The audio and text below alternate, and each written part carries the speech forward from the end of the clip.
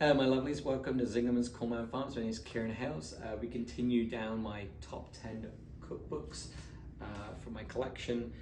This is going to be another secondhand cookbook find for you guys. This is one of my mum's cookbooks. It also is a really important stage in my life. I managed to spend some time in India cooking. This was a cookbook she had long before that. Ended up going through the cookbook when I was writing recipes for a restaurant in Norfolk in England, and a lot of the history that's in this cookbook is really poignant. It talks about the why the chefs did the things they did with the specific or regional spices or religious beliefs that they had around different foods and things. This is Madhur Jaffrey's A Taste of India. It was probably out somewhere in the late 80s.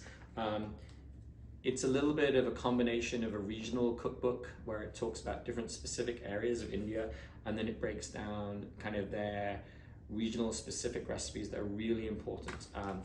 Really well written, a lot of in-depth knowledge about the whys and the whats, which honestly later in your life as you become a chef, you want to know those whys and whats a lot more.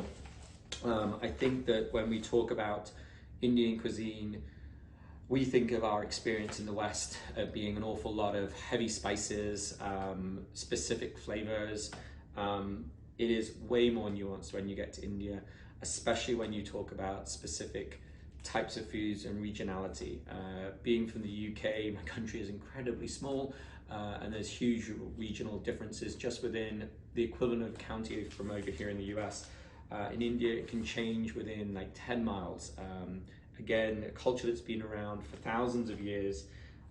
There's a lot of recipes in here that honestly are so underrated in today's culinary stories that we tell. One of the ones I picked out, picking a recipe from each one, it starts on page 95. And so it comes from a hotel.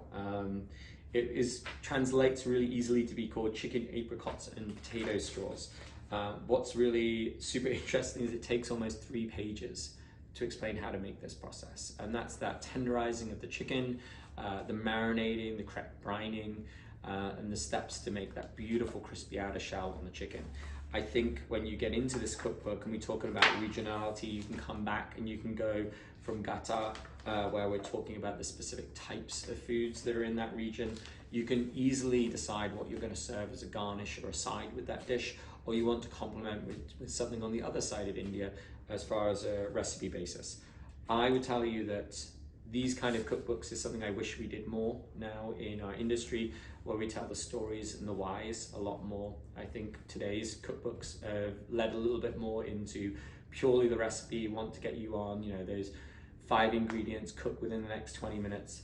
This is more like a good bedtime cookbook that you can sit there, read, get inspired, and choose to take the next 3 days to make that dish. This is definitely one for those family feasts that you might have on a Saturday and Sunday, and then the whole family's helped made it all the way from the Monday before. Really enjoyable cookbook, enjoyable read. There's a lot of cookbooks I own that I haven't read all the way through, and you skim through them, including some of my top 10. This is probably one that I've read all the way through maybe 2 or 3 different times. Definitely worth that second-hand look. So Madhur Jaffrey's Taste of India. Enjoy it.